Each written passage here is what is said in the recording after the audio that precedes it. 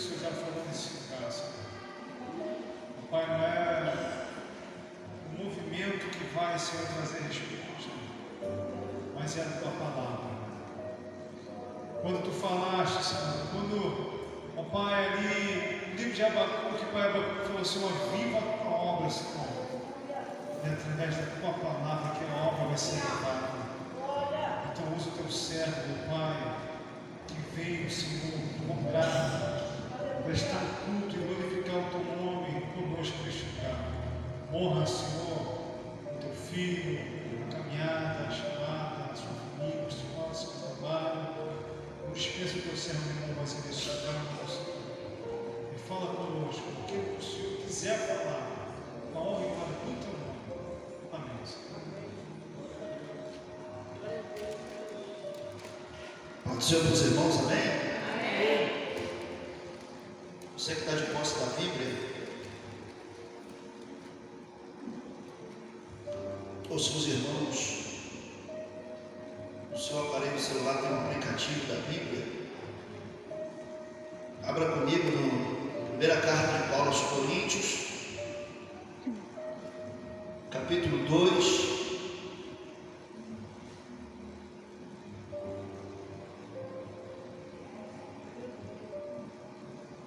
Vamos ler do versículo 1 até o 9, que é o texto que foi separado.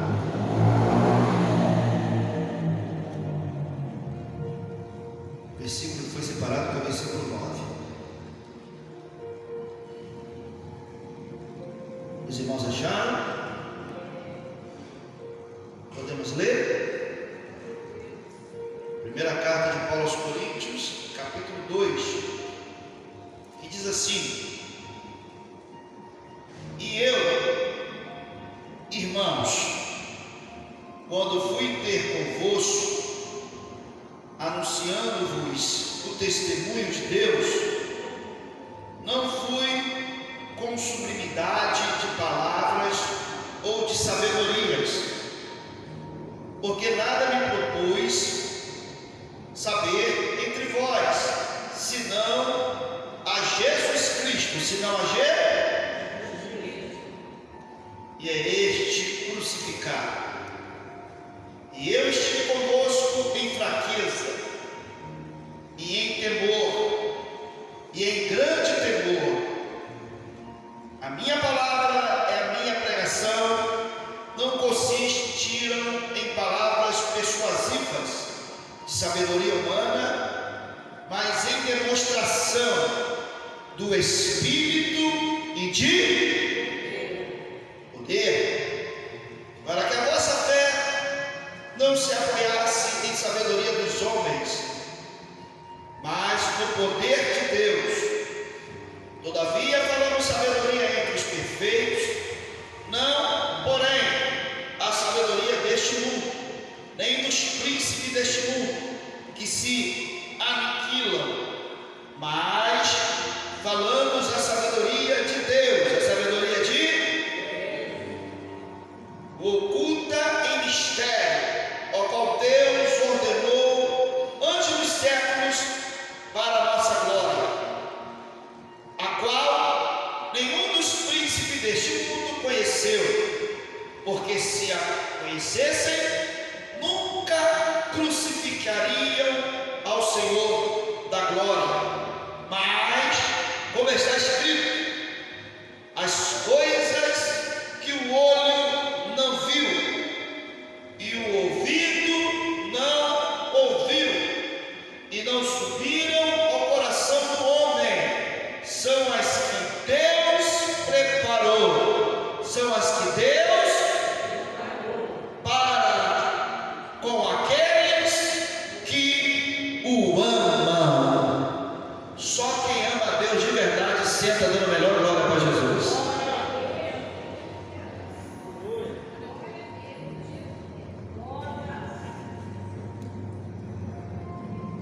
Queridos e amados irmãos, é no nome de Jesus que estamos aqui na Primeira carta de Paulo aos Coríntios. Todos nós sabemos que a igreja em Corinto, ela surgiu como resultado do trabalho realizado por Paulo. A igreja de Corinto surgiu como resultado do trabalho realizado por Paulo e outros na sua primeira viagem missionária. Poucos anos antes, Atos capítulo 18, se me fala a memória, Atos capítulo 18, você vai observar lá como tudo começou. Fala sobre este trabalho. Paulo é sua viagem missionária em Atos 18. Ele vai fazer esse trabalho missionário em apoio de Silas, em apoio de Timóteo e um casal chamado Áquila e Priscila. Observe que Paulo, ele vai fazer a obra de Deus em Corinto, mas ele não vai fazer a obra de Deus em Corinto sozinho. Primeiro tinha a pessoa do Espírito Santo, porque sem ele a gente não chega a lugar nenhum. Sem ele a gente não prega, sem ele a gente não canta, sem ele a gente não pastoreia, sem ele a gente não ora. Então, se a gente faz alguma coisa por misericórdia, é por causa dele. Paulo ele entende que para fazer a obra missionária e implantar um ministério, uma igreja, dentro de um território aonde a orgia, a prostituição, a confusão, aonde havia heréticos, Paulo sabia que para fazer essa obra neste lugar e levantar uma igreja em Corinto, que é neste lugar, ele precisava de ajuda. E a primeira ajuda foi do Todo-Poderoso. É Deus dizendo essa noite, nesse início de introdução: quer fazer a obra? Convida o Espírito Santo para fazer junto contigo. Ele é o primordial, ele é o fator principal do teu ministério, da tua vocação, do teu chamado. E Paulo tinha outros companheiros, como Silas, como casal, missionário, Áquila e Priscila. Então observa que teve um conjunto de missionários. Teve um conjunto de mim. É Deus dizendo: ninguém faz nada sozinho. Ninguém faz nada sozinho. Tem um ditado chulo que o mundo muito ressalta, que uma andorinha só não faz verão. É Deus dizendo: ninguém faz nada sozinho. Paulo tem essa humildade. Paulo não tem nenhuma soberba em convidar Silas, Timóteo e o casal missionários Priscila e Áquila. O texto, a história vai dizer que todos eles tinham o mesmo pensamento, todos eles tinham a mesma visão, todos eles tinham a mesma maldição, todos eles tinham o mesmo propósito no coração. Qual era? Era levar o nome de Jesus daquela cidade, era mostrar a pessoa de Cristo naquela região. Oh, Espírito Santo. Entre eles, entre Timóteo, Silas, Paulo, Áquila e Priscila, não havia vaidade, pastor. Não havia soberba, não havia disputa. Quem pregava melhor, quem cantava melhor, quem orava melhor, quem falava mais bonito.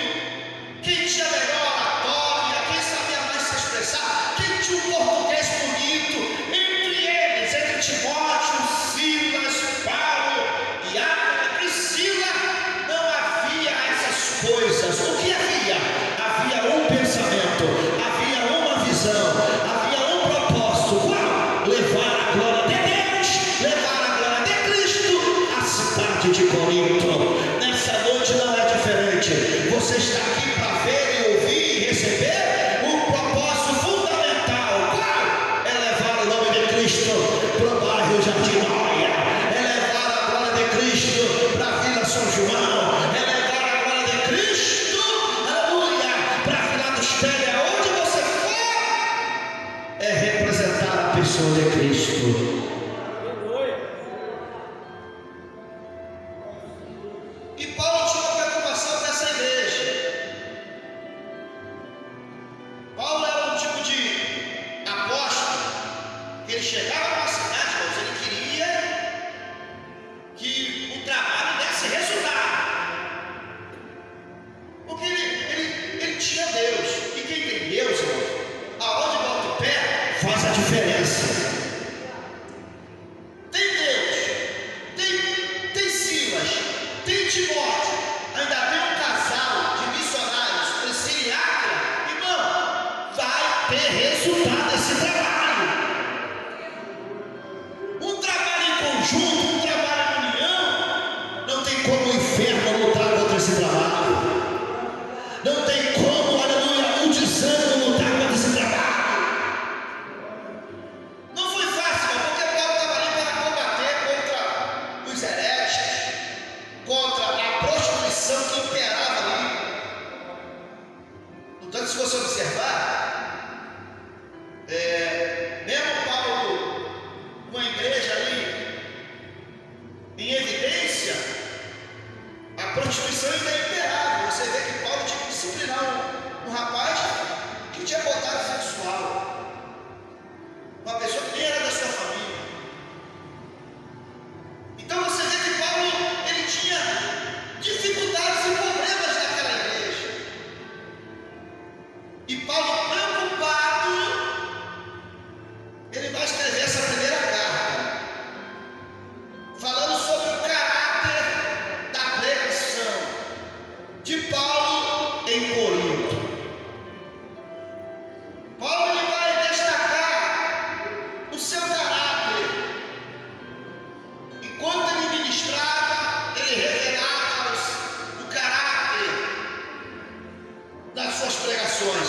E ele começa a dizer: e eu, irmãos, quando fui ter convosco, anunciando-vos o testemunho de Deus. Olha só, Paulo, quando vai ter com ele, com a igreja, porque Paulo aqui está contando a história lá atrás, quando ele foi ter com eles, lá no princípio, com Silas, com Timóteo e com Áquila e Priscila. Ele vai mencionar: olha, quando fui ter convosco,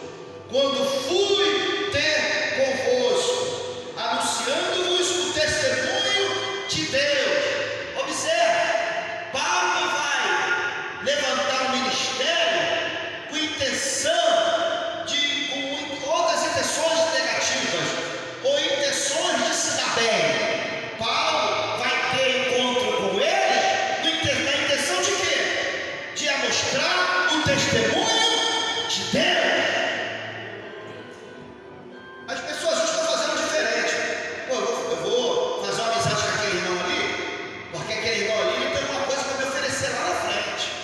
As pessoas, elas querem ter um encontro com outras pessoas com segundas intenções, mas Paulo está revelando o caráter. Qual é o caráter? É quando você for ir até alguém, revela o poder de Deus para essa pessoa. Amostra Jesus para essa pessoa. Olha para essa pessoa e diga para ela assim: quando você for ter com alguém, diga: revela o poder de Deus para essa pessoa.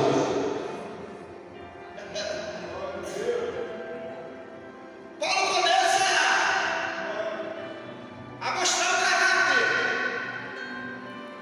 de um pregador, de uma pessoa que se dedica, que ama a Deus. E ele vem. E não fui com sublimidade de palavras ou de sabedorias. Naquela igreja, irmãos, havia muitos filósofos, havia muitos eruditos, havia muitos homens cultos, homens graduados, homens que tinham formações acadêmicas, homens que sabiam pronunciar, sabiam prender uma pessoa na sua fala. E Paulo aqui está especificando bem claro: eu não sou como essas pessoas.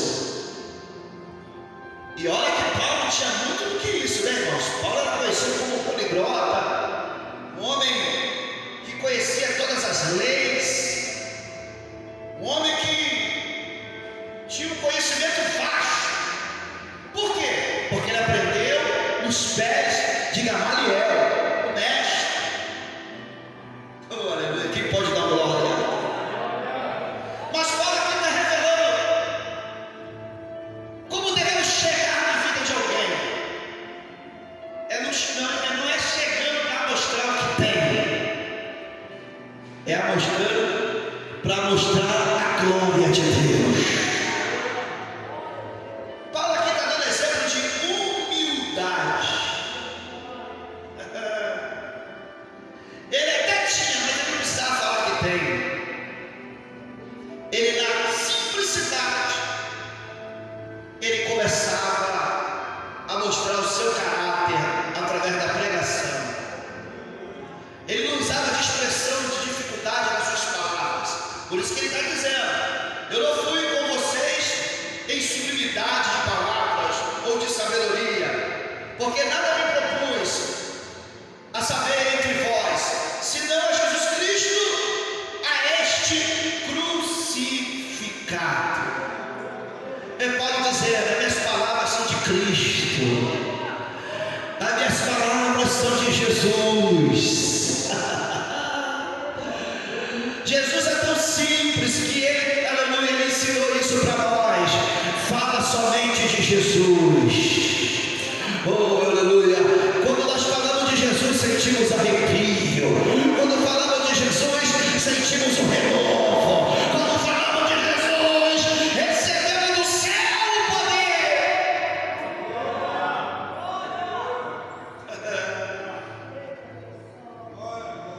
Aí o versículo 3: e eu estive convosco em fraqueza, e em temor, e em grande tremor, e a minha palavra e a minha pregação não se consistiram em palavras persuasivas, de sabedoria humana. Paulo aqui está falando de homens que usavam técnicas para atrair, para convencer as pessoas.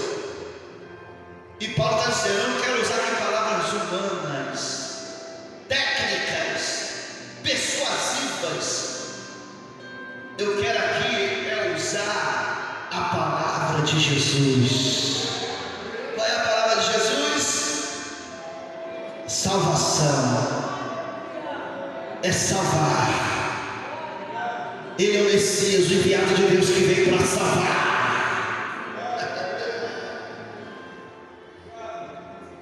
Sabedoria humana, mas nem demonstrações, mas em demonstração do Espírito. A palavra Espírito aqui está na letra maiúscula. Espírito e de poder. Esse Espírito aqui é o Espírito do Todo-Poderoso, é o Espírito de Deus, e Ele está aqui entre nós para dizer: eu quero usar vocês também assim.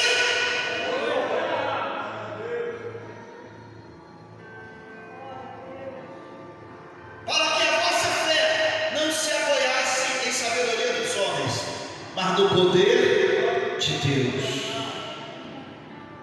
Todavia falaremos sabedoria entre os perfeitos. Observe, Paulo está dando aqui um conselho, que a sabedoria está falando entre quem? Os perfeitos. Quem são os perfeitos? São aqueles que chegaram na condição de conhecimento mais profundo, que conhece, que tem a capacidade total do conhecimento. Ele está dizendo a esses aí que entendem: você tem que falar mesmo a mesma língua, mas no meio de um povo de cultura, usa a linguagem humilde, fala do amor de Deus. Todavia falamos sabedoria entre os perfeitos, não porém a sabedoria deste mundo, nem dos principais deste mundo, que se aniquilam, mas falando a sabedoria de Deus, o oculto e mistério, ao qual Deus ordenou antes do século para a nossa glória, ao qual nenhum dos príncipes desse mundo conheceu, porque se a conhecessem, nunca crucificariam ao Senhor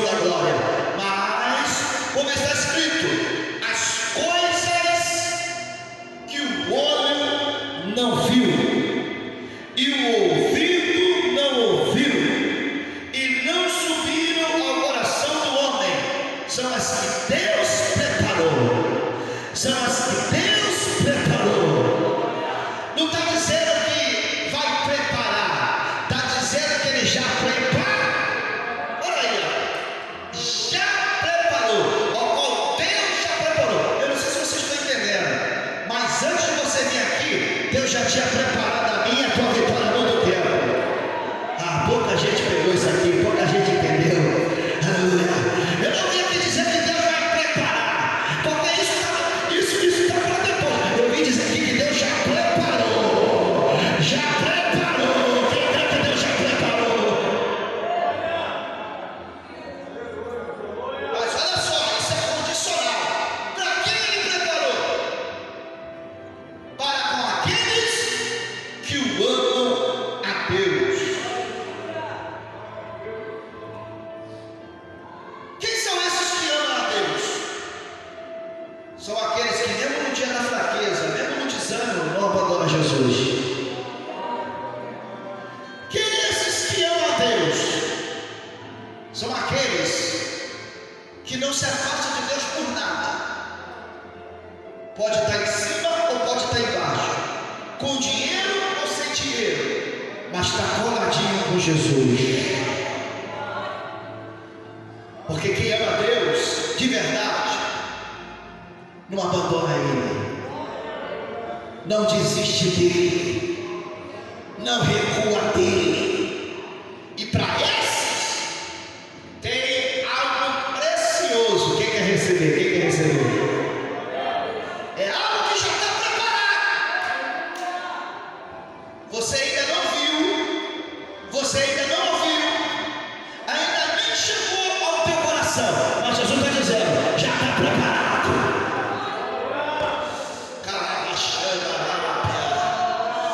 Já está preparado. Aleluia. Se você me ama de verdade, eu já preparei.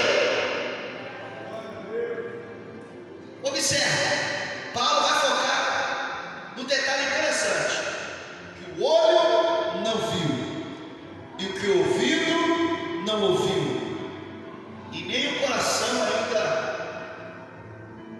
foi. Paulo aqui está dizendo que as bênçãos de Deus, ela é condicional. A condição é você amar Ele. Mandamento, está lá em Deuteronômio: amar o Senhor teu Deus de todo o coração, toda a tua alma, todo o teu entendimento. É mandamento. Amar Deus é mandamento. E quem ama Deus de verdade, Ele faz você receber novidades de vida. Se o olho não viu e o ouvido não ouviu, e foi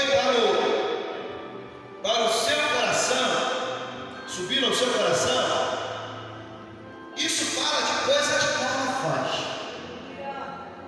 Isso fala de novidades. Isso fala de coisas inéditas.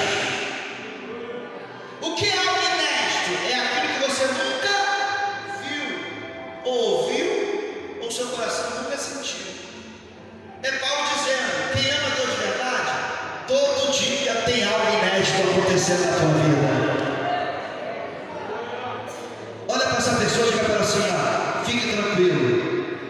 Se você ama Deus de verdade, todos os dias você receberá algo inédito de Deus. Quem recebe? Quem recebe? Quem recebe o inédito de Deus? Irmão, eu não acredito numa pessoa que ama Deus ainda fica preso em coisas velhas, ainda fica olhando coisas velhas, ainda fica ouvindo coisas velhas. O nosso Deus é Deus de novidade. O nosso Deus é o Deus que quer colocar coisas nos nossos olhos que nunca vimos, ou seja, experiências novas. Chega de viver e ouvir coisas que te derrubam.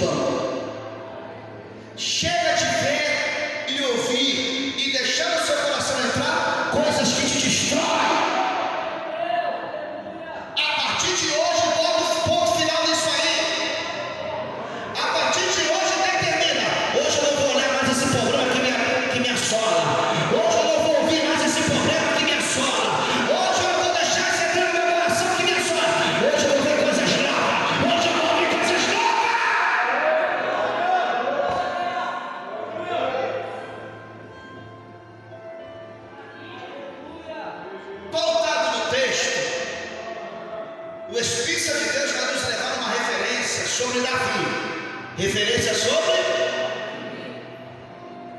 Está todo mundo no campo de batalha, vendo e ouvindo e deixando entrar no coração uma ameaça de um gigante chamado Golias. Está todos, o exército todo está vendo. A família toda de Israel está vendo e está ouvindo e está deixando entrar o medo no coração. O que eles estão vendo? Um gigante, quase 3 metros de altura. O que eles estão ouvindo? A ameaça histórica que esse gigante, segundo a Bíblia, nunca perdeu uma batalha. E aonde ele chegava, ele colocava medo no coração das pessoas. Enquanto o exército todo está vendo e ouvindo e levando para o coração um gigante, está lá um rapaz que ninguém dá nada por ele. Oh, Espírito Santo. Está lá entregando marmita para os seus irmãos na peleja, porque ele era obediente ao seu pai. Davi tinha princípio de obediência. O pai mandava e ele obedecia. Vai lá, meu filho, leva comida para os seus irmãos, leva marmita. Vai lá, Davi, levar marmitinha para os irmãos na peleja. Enquanto todo mundo está vendo o negativo, está ouvindo o negativo e levando para o coração, Davi vai observar, vai ver o que ninguém está vendo, vai ouvir o que ninguém ouviu e vai levar para o coração que ninguém levou. O quê? Uma oportunidade para mudar de vida.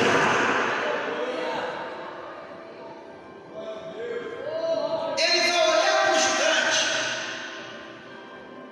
de forma que ninguém está olhando nesse período.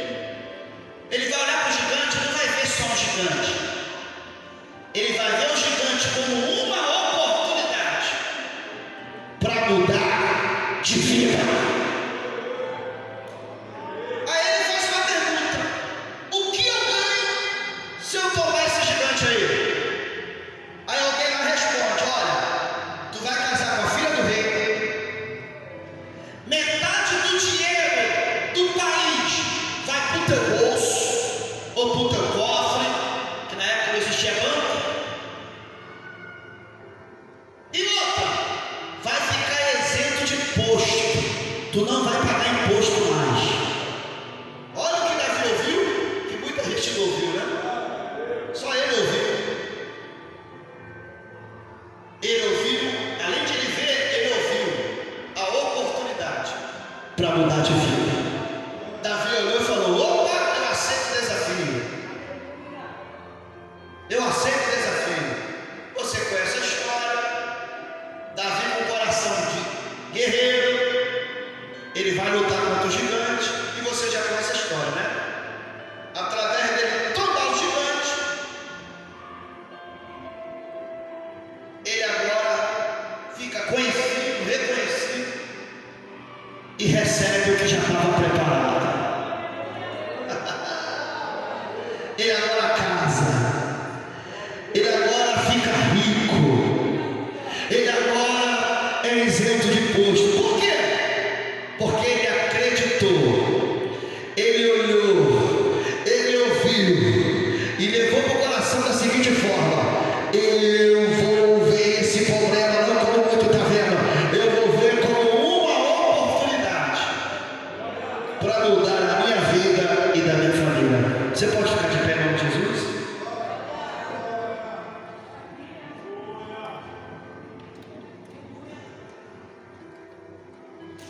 Ele nunca imaginou, irmãos, que isso ia acontecer com ele. O objetivo dele era levar a comida, era levar a cura. Mas chegou lá, antes dele chegar lá já estava tudo preparado. O cenário já estava preparado. Davi, na Bíblia, é conhecido como o homem maior visionário da Bíblia Sagrada. Ele conseguia extrair de um lugar negativo e fazer aquele negativo virar positivo. Esse problema que te perturba aí é simplesmente Deus dizendo: eu usando esse problema para mudar você de vida. Eu usando esse problema para fazer você mudar de vida. Deus não permite nada à toa, tudo tem um propósito. Oh, aleluia. Tudo tem um propósito. Se você for aqui dizendo: Senhor, eu não estou entendendo, eu te sirvo, eu te amo, e estou passando por isso, é Deus dizendo: eu uso esse gigante para te dar um despertamento, para te dar um encorajamento igual o tempo Davi, para você trocar de fase.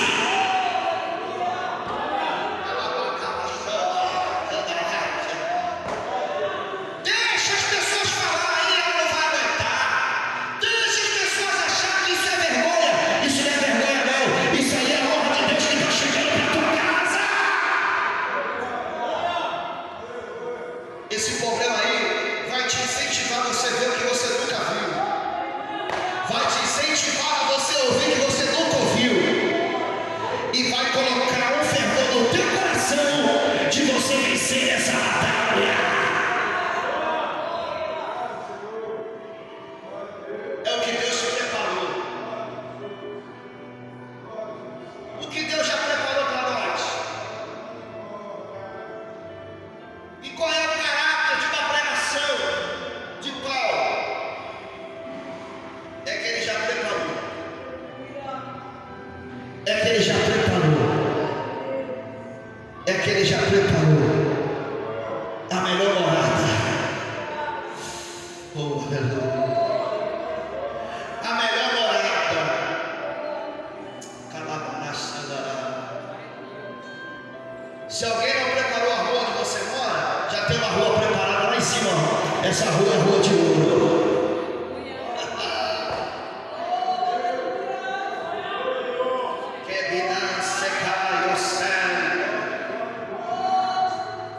O propósito maior de Deus aqui, através de Paulo, é fazer o povo entender que Jesus ele veio para nos buscar e com ele morar.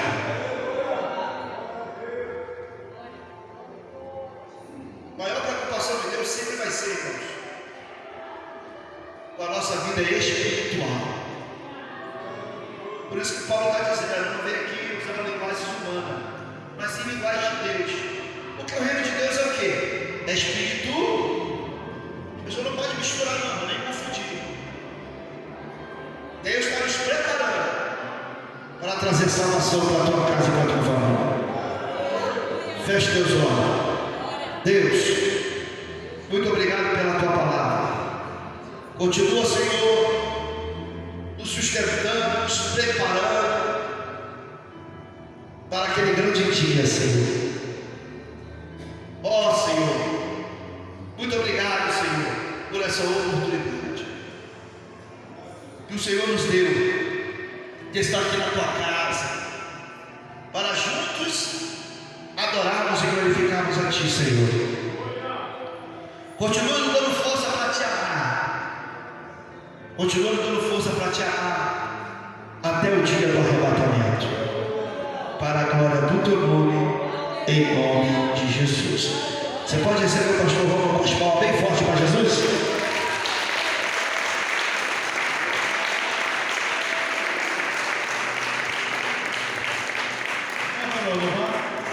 Jesus, deixa Deus te usar.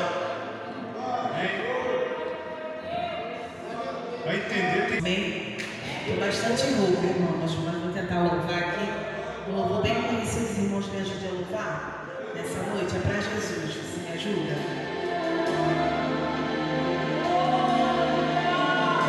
Sempre que é uma questão de fé, vocês estão em campanha, mas é uma questão de fé nessa noite. Você crê?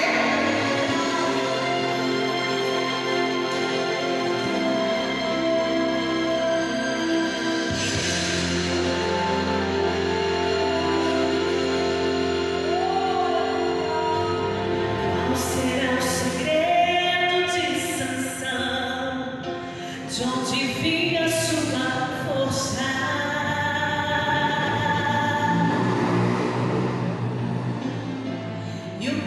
você me diz de Josué, que conseguiu fazer o sol parar? Como pôde aparecer no quarto momento, se pra dentro da fornalha apenas três morreram só para morrer? Se você fosse Abraão, eu lhe pergunto, levaria o seu filho no holocausto para oferecer? Quem ainda não ouviu falar de Jó, em meio a tantas lutas esperou com paciência no Senhor? De um jovem destemido e corajoso, que com apenas uma pedra numa funda, um gigante derrotou.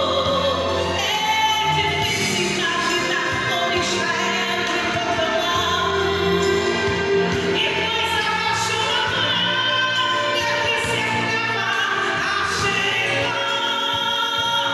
E quando Sara achou que estava tudo acabado, Deus tocou em sua madre e ela pôde o filho então gerar. É uma questão de fé, mas nenhum desses é melhor do que você. É uma questão de fé, mesmo Deus te ontem te contempla e te vê. É uma questão de fé, agora é sua vez, chegou a hora, ninguém pode impedir.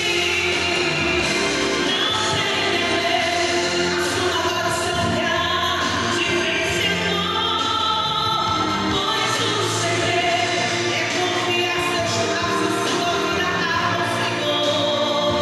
Não jogue fora essa chance, a tua história é importante, e Ele quer te ajudar a escrever. Se está passando no vale, se o inimigo te cercar, se a prova está doendo, irmão, louve a Deus. Mas nenhum desses é melhor do que você. É uma questão de fé, o mesmo Deus de ontem te contempla e te vê. É uma questão de fé, agora é sua vez, chegou a hora, ninguém pode impedir. Não tenha medo, assuma agora o seu lugar de vencedor, pois o segredo é confiar seus passos, sua vida ao Senhor. Não jogue fora essa chance, a tua história é importante, e Ele quer te ajudar a escrever. Se está passando por vale, se o inimigo te cercar, se a prova está doendo, irmão, louve a Deus. Se está passando por vale, se o inimigo te cercar, se a prova está doendo, irmão, louve a Deus. Pra ser um vitorioso, irmão, louve a Deus. É uma questão de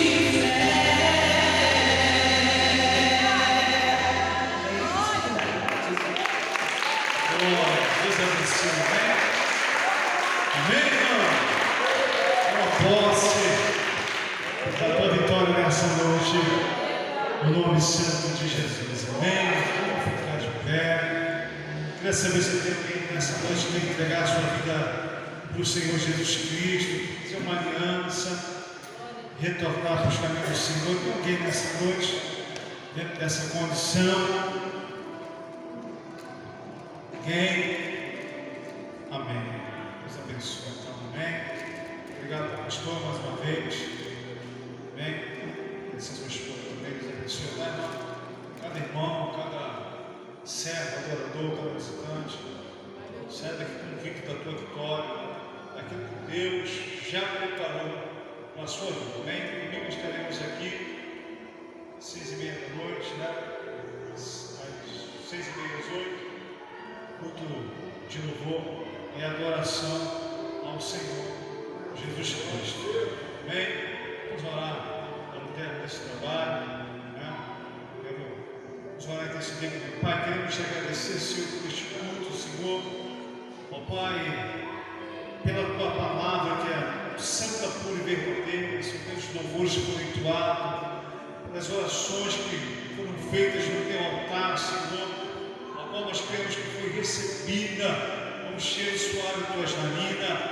Pai, eu creio que cada um saiu daqui, Senhor, de uma forma diferente a qual entrou, Senhor, está sendo esperançoso, com fé, confiante, meu Pai, mais firme. Pai, muito obrigado, porque a tua palavra, ela não mente, Senhor, ela é sempre verdadeira, Pai.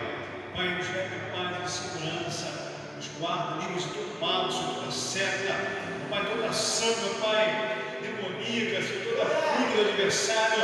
Nesse momento nós já quebramos pelo teu nome, que há poder, Senhor. Nos leve em paz, em segurança, nos concede a noite de sono tranquila, Senhor.